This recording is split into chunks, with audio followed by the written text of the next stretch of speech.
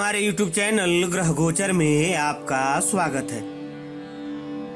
इस चैनल के माध्यम से हम सनातन धर्म और संस्कृति से जुड़ी महत्वपूर्ण जानकारियां आप तक पहुंचाते हैं। तो हमारे चैनल को सब्सक्राइब कीजिए और रोचक जानकारियों का आनंद उठाइए। आज हम बात करेंगे निर्जला एकादशी यानी ज्येष्ठ शुक्ल पक्ष की एकादशी की महिमा की।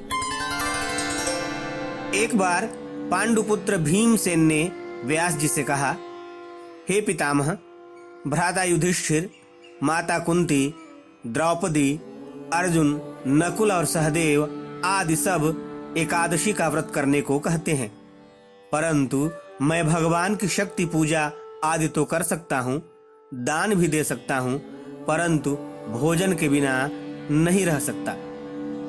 इस पर व्यास जी ने कहा, हे भीमसेन, यदि तुम नरक को नीच और स्वर्ग को श्रेष्ठ समझते हो तो हर महीने की दोनों एकादशियों को अन्न मत खाया करो।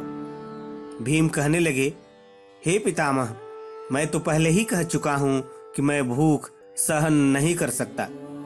यदि वर्ष भर में कोई एक ही व्रत हो तो वो मैं रख सकता हूँ, क्योंकि मेरे पेट में वृक नाम वाली अग्नि है, इसलिए मैं भोजन किए बिना नहीं रह सकता।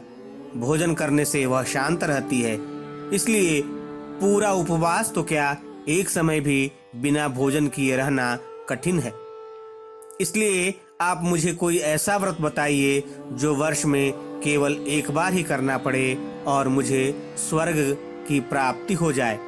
श्री व्यास जी ने कहा, हे पुत्र, वृषभ और मिथुन की संक्रांति के बीच ज्येष्ठ मास के शुक्ल पक्ष की जो एकादशी आती है उसका नाम निर्जला है। तुम उस एकादशी का व्रत करो। इस एकादशी के व्रत में स्नान और आचमन के सिवा जल वर्जित है।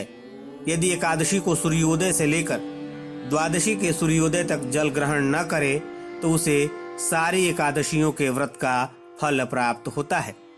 द्वादशी को सूर्योदय से पहले उठकर स्नान आदि करके ब्राह्मणों को दान आदि देना चाहिए। इसके पश्चात भूखे और सतपात्र ब्राह्मण को भोजन कराकर फिर स्वयं भोजन कर लेना चाहिए। इसका फल पूरे एक वर्ष की संपूर्ण एकादशियों के बराबर होता है। व्यास जी ने कहा कि हे भीमसेन, यह मुझको स्वयं भगवान ने बताया है। इस एकादशी का पुण्य समस्त तीर्थों और दानों से अधिक है। केवल एक दिन मनुष्य निर्जल रहने से पापों से मुक्त हो जाता है। जो मनुष्य निर्जला एकादशी का व्रत करते हैं उनकी मृत्यु के समय यमदूत आकर नहीं घेरते, बल्कि भगवान के पार्षद उसे पुष्पक विमान में बिठाकर स्वर्ग को ले जाते हैं।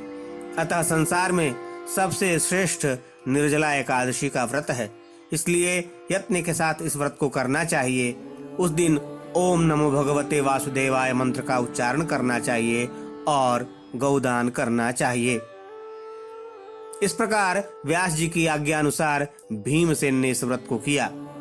इसलिए इस एकादशी को भीमसेनी या पांडव एकादशी भी कहते हैं।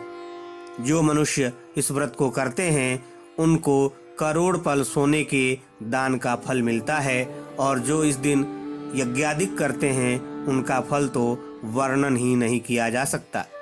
इस एकादशी के व्रत से मनुष्य विष्णु लोक को प्राप्त होता है। ओम नमो भगवते वासुदेवाय।